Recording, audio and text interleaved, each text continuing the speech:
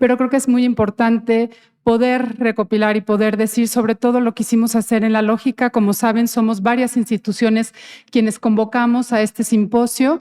Estamos varias redes, sobre todo de universidades, que somos parte de WITCAM. Estamos, está también la Conferencia Episcopal Mexicana, por supuesto, la universidad que nos recibe, nos acoge, en fin. Y como saben también, y lo hacía mención Emilce, también la red LAPSI, que es la Red Latinoamericana y Caribeña de Pensamiento Social de la Iglesia, de la que, Imdosoxian siempre ha sido parte y además ahora estamos también, presidiendo. También es, otro de los grupos o redes convocantes. Entonces, en esa lógica es que quisimos hacer este cierre. En este momento, en representación de Monseñor Ramón Castro, el secretario del Episcopado Mexicano, obispo de Cuernavaca, que ha sido el invitado para estar aquí, pero él está en Roma en su visita ad limina y me ha pedido con mucho gusto participar con ustedes. En primer lugar, quiero recordar que hace 10 años, en este auditorio, en enero del 2013, la Universidad Pontificia de México, con el aval de la entonces Congregación para la Educación Católica, concedió a don Lorenzo Serviges Sendra el doctorado honoris causa en filosofía, con especialidad en la ética social, por su indudable aportación al pensamiento y a la acción de la doctrina social de la Iglesia, siendo una de sus grandes expresiones el Instituto Mexicano de Doctrina Social Cristiana. Naturalmente, en este homenaje fueron reconocidos todos los que han colaborado con el Instituto en su preparación.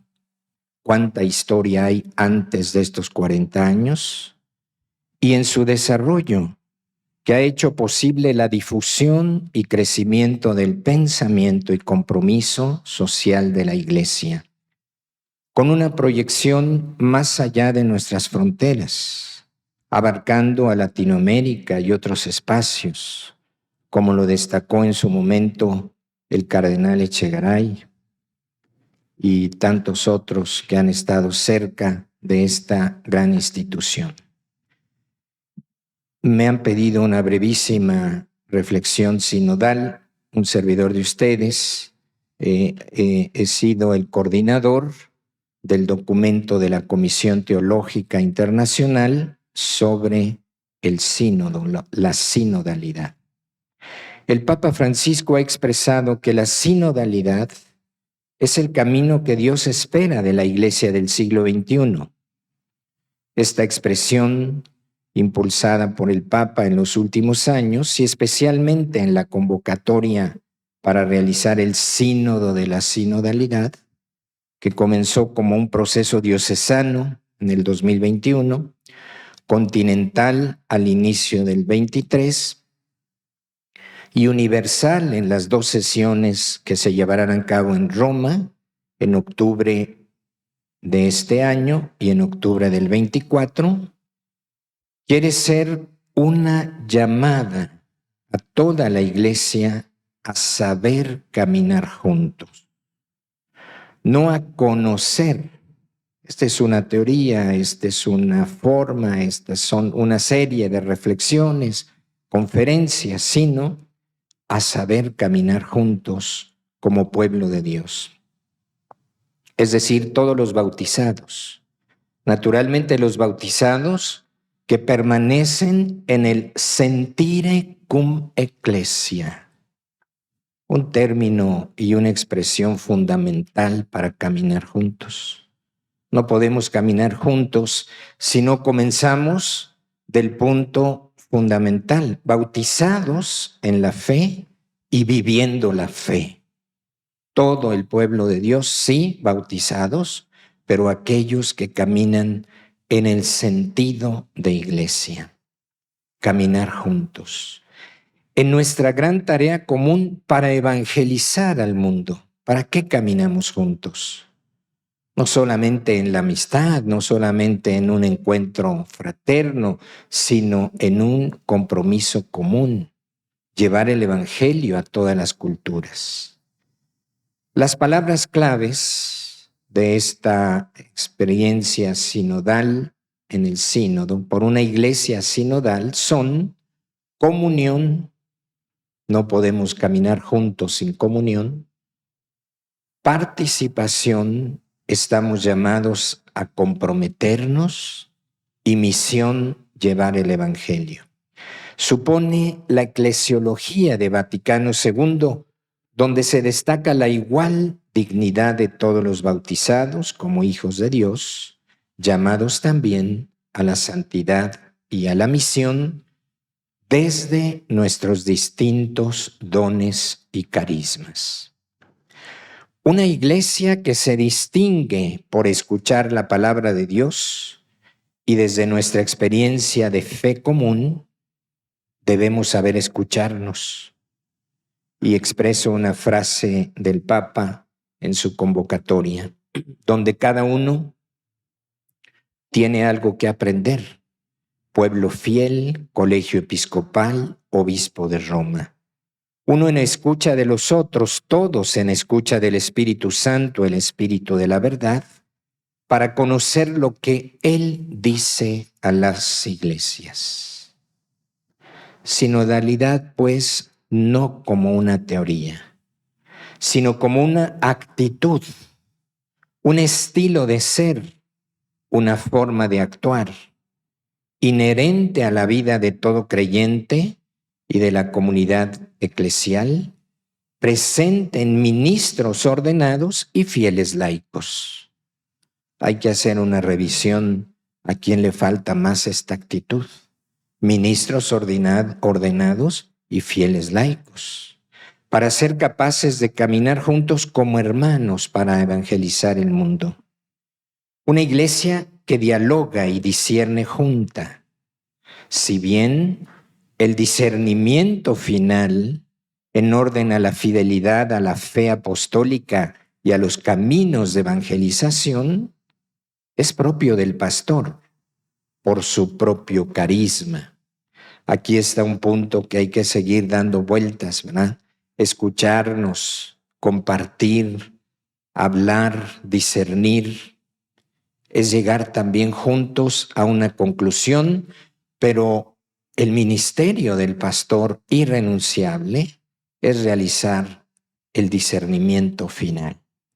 Porque en este escucharnos juntos no se trata de establecer mayorías de asambleas legislativas, sino escucharnos desde la fe para tratar de conocer lo que el Espíritu nos dice a la iglesia, a las iglesias, Apocalipsis 2. Y por ello, cuando perdemos de vista eso, entramos en estos conflictos de la Conferencia Episcopal Alemana. En su ejercicio sinodal se han guiado por las mayorías y el sentire con eclesia y el sensus fidei, que corresponde a una vida de fe. ¿Y dónde está el discernimiento? En el ministerio del pastor, que habiendo escuchado tanto a la comunidad como en conciencia al Espíritu, llega a una conclusión. Una iglesia que dialoga y discierne junta, pero una iglesia que sabe escuchar el Espíritu. Todo esto se ha vivido desde la fundación del IMDOSOC, un camino donde nos hemos integrado de manera natural y eclesial, laicos y ministros, especialistas y obispos, políticos e investigadores, seminaristas y profesionistas, cardenales y servidores públicos, creyentes comprometidos y también algunos alejados de la fe. Un verdadero ejercicio sinodal con el espíritu propio de esta sinodalidad, actitud, forma de ser y de actuar. Los fundadores de esta experiencia, no me cabe duda, han sido impulsados desde su fe y compromiso cristiano por el Espíritu Santo, constructor de la Iglesia. Han sido dóciles instrumentos de su acción, dejando de lado intereses personales, buscando caminos nuevos para evangelizar desde la doctrina social cristiana. Expreso mi gratitud por estar directamente involucrado en sus inicios a lo largo de varios años, en los últimos 10 un poco menos, pero involucrado en esta gran experiencia eclesial, sinodal de nuestro tiempo y en nuestro país, en nuestra Iglesia mexicana. Gracias. Creo que es importante reflexionar juntos y juntas que para una cultura de la paz se requiere el deseo del reencuentro entre las personas con todos los seres que habitamos nuestra casa común para cuidarla. Así, cuando las personas se unen para generar procesos sociales de fraternidad y de justicia para que todos y todas podamos comenzar el camino hacia la paz. Es verdad que la paz comienza en cada una de las personas y esto requiere actitudes pacíficas en las relaciones intersubjetivas. Pero también podemos referirnos a la paz social. La primera requiere una metanoia personal, es decir, una conversión. La segunda es cuando buscamos el bien común, el desarrollo humano integral como ciudadanos y así poder fortalecer la virtud política, que es la amistad social que genera una fraternidad universal, como nos dice el Papa Francisco. El proceso de paz es cierto que es un compromiso personal y comunitario en el tiempo. Es un trabajo paciente que busca la verdad y la justicia, que sobre todo atiende a los descartados, que son, como lo hemos mencionado, migrantes, mujeres, ancianos, niños, niñas, pueblos indígenas, entre otros, y que posibilita destellos de esperanza con misericordia. De ahí que la verdad es una compañera inseparable de la justicia y la misericordia. Las tres son esenciales para construir la paz. Así, la paz es el compromiso de reconocer, garantizar, respetar la dignidad de las personas, trabajar por la justicia para que se promueva, como vimos ayer, el desarrollo humano integral, para que todos tengan las mismas oportunidades, las mismas posibilidades y se respeten los derechos humanos. Veíamos ayer que mientras el sistema económico y social produzca personas descartadas, no habrá una fraternidad universal. La cultura de encuentro implica tender puentes, hacer proyectos comunes, incluir a todos y a todas, como se mencionaba.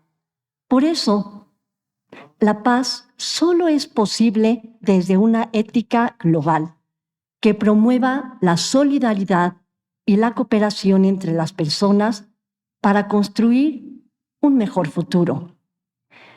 En esta edificación, recordemos lo que dice el Papa Francisco, que por un lado está la arquitectura, que es cuando intervienen instituciones, grupos, comunidades, colectivos de la sociedad que promueven la paz. Pero por otro lado está la artesanía, que es cuando involucramos a las personas con su historia, en el aquí y en el ahora, sus narrativas para que sean constructores de paz, y él los llama poetas de la paz. Es importante, y hemos estado trabajando para poder construir la paz, que haya empresas solidarias, es decir, que se promuevan economías que favorezcan la diversidad productiva, la creatividad, considerando la dignidad de las personas, principios éticos, creativos, con criticidad, justicia y paz. consideramos que hay algunos retos a partir del Vaticano II. Hay que discernir cuáles son los retos, las oportunidades que hoy las organizaciones sociales tenemos a favor de la paz. Solamente mencionaré algunas. Primero, ya hablaban hace unas horas, comprometernos con el cuidado de la casa común y vivir una ecología integral.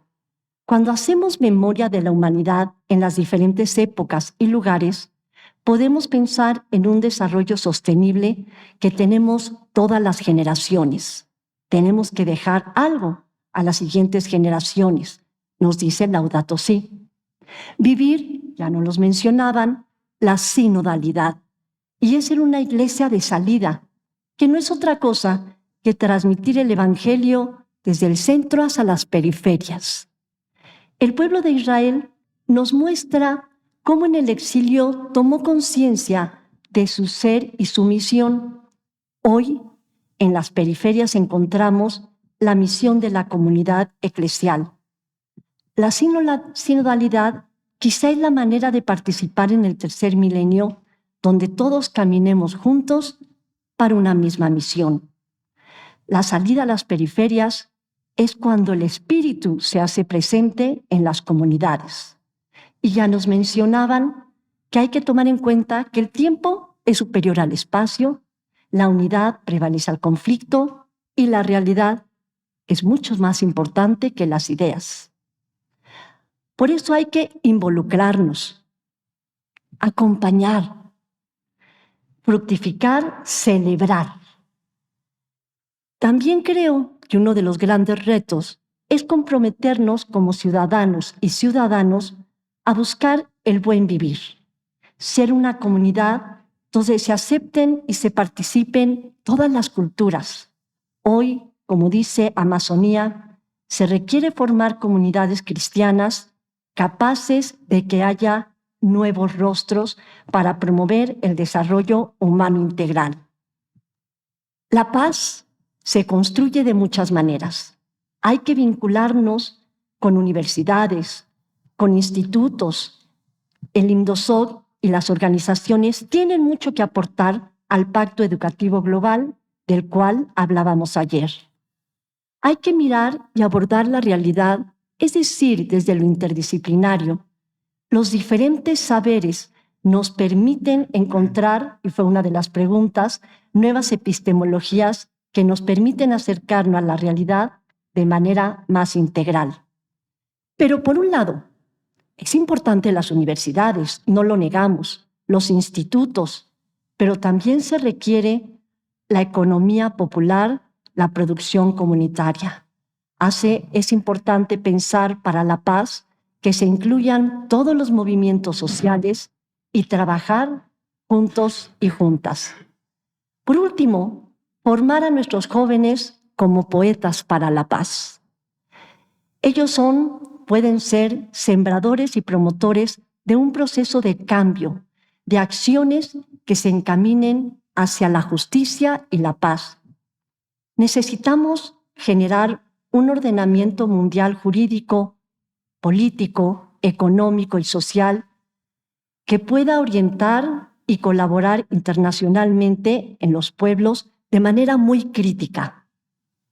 Por eso, la cultura de la paz, y ayer lo mencionaban, es buscar contacto, tender puentes, hacer proyectos, organizarnos de manera mundial para que los problemas se puedan resolver.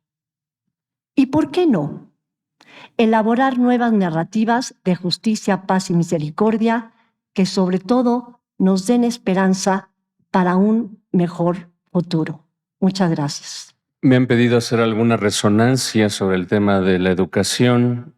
Yo simplemente hago algunas observaciones sobre cómo se percibe el fenómeno educativo en la actualidad, pero también en perspectiva de solución, cómo actúa el cristianismo en el proceso educativo.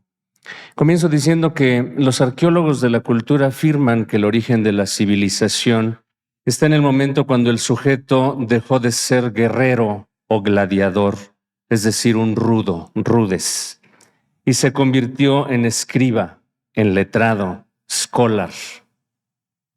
Es probable que el hombre alfabetizado podía seguir amando la guerra, pero comenzó por depurar sus hábitos con la riqueza de los descubrimientos de su intelecto y se aprovechó de sus entendimientos. Desde entonces, el proceso de educar al hombre ha sido la gran empresa de las sociedades para capacitar a sus miembros en el crecimiento de la virtud o para el progreso común. Los grandes maestros de la historia dejaron las estructuras necesarias donde hasta la fecha se soportan los grandes castillos científicos. A estas alturas nos siguen siendo útiles todos estos conocimientos, pero habría que preguntarnos qué tan prioritarios son para ilustrar el espíritu humano. Está claro que el saber enciclopédico quedó en el pasado y ahora basta tener a la mano plataformas electrónicas de comunicación, educación y diversión para suplantar la formalidad educativa. Y a lo mejor nos estamos quedando cortos en la interacción de una sociedad de conocimientos. Alvin Toffler, que muchos de nosotros lo leímos, aquel autor visionario social de entre las décadas de los 70s y 80s, afirmó: el analfabeto del futuro no será la persona que no pueda leer, sino la que no sepa cómo aprender. Y parece que la profecía se cumple. Los medios digitales quizás han querido suplir esta función racional del ser humano y nos han ofrecido la información de consumo necesaria para sumergirnos en la oscuridad del raciocinio, en la pereza crítica o en la absoluta vaciedad del misterio, tanto humano como divino.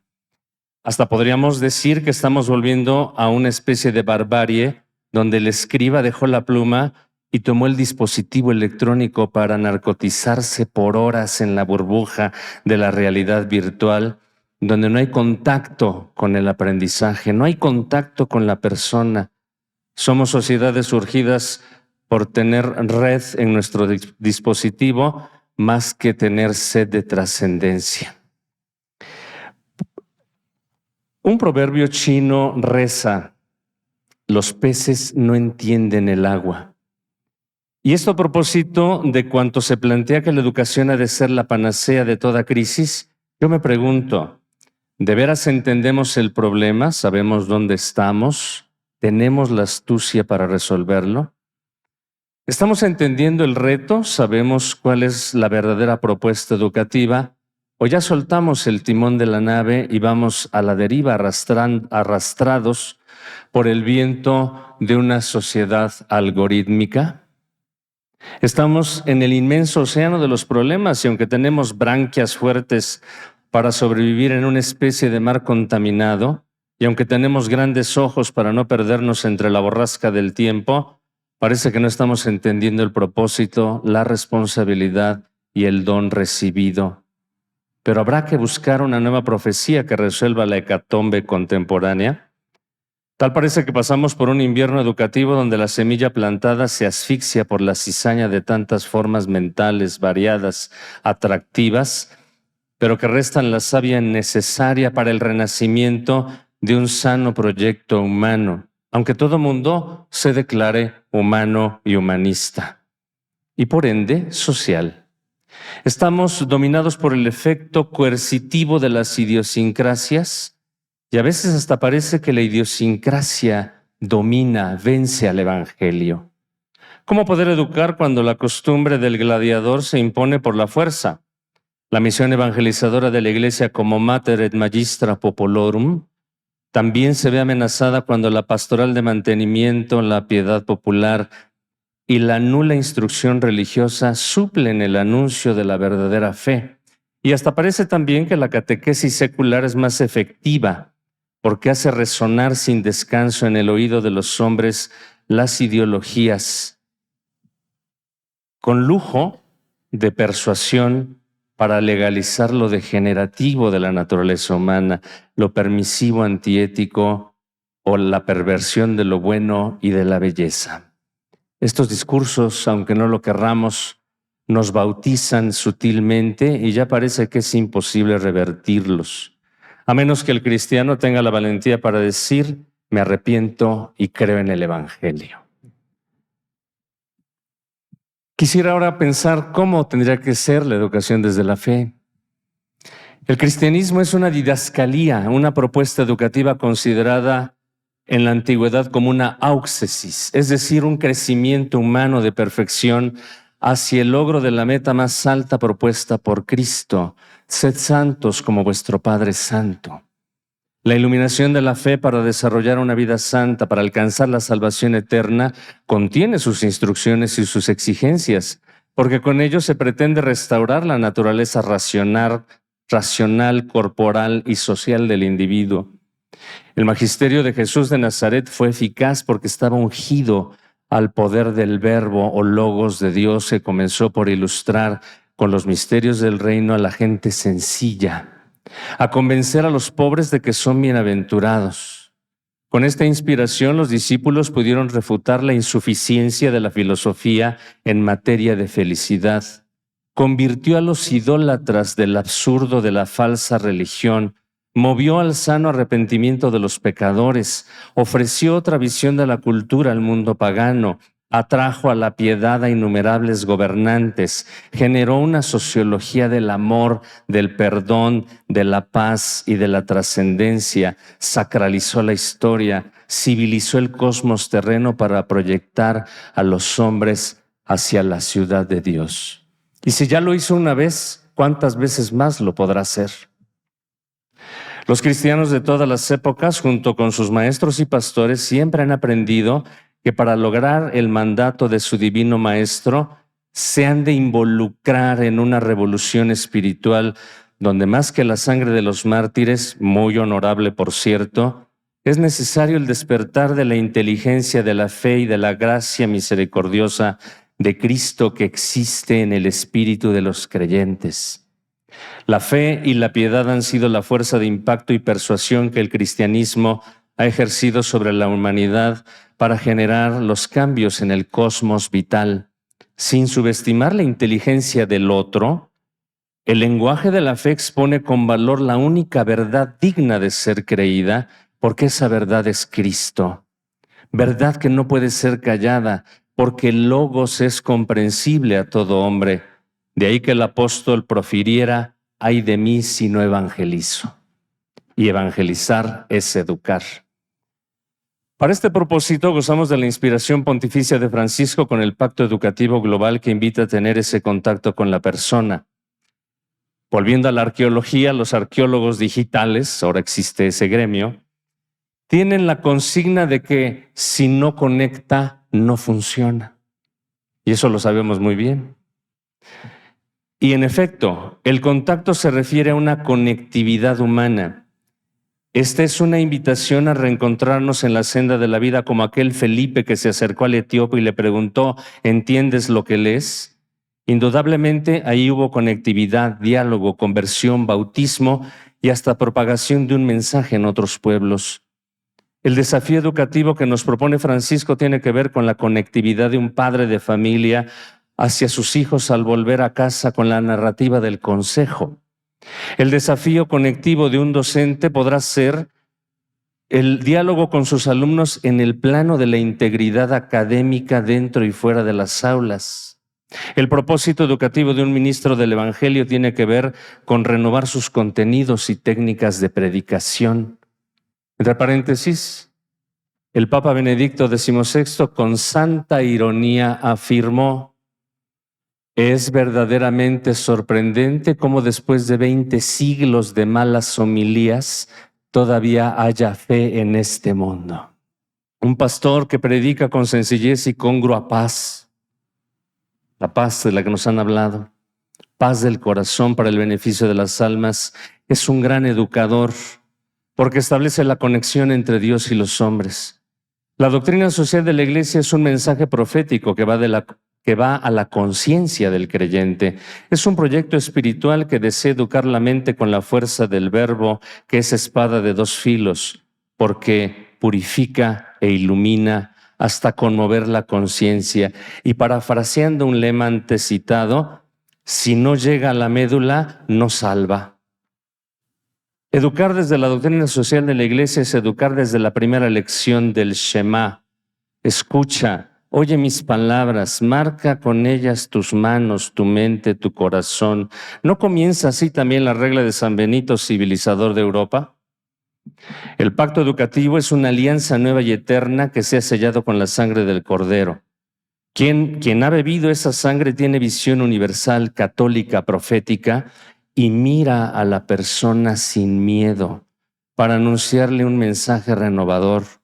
Es una visión de fraternidad que se convierte en contemplación de esperanza que salva, recordando que somos salvados en esperanza.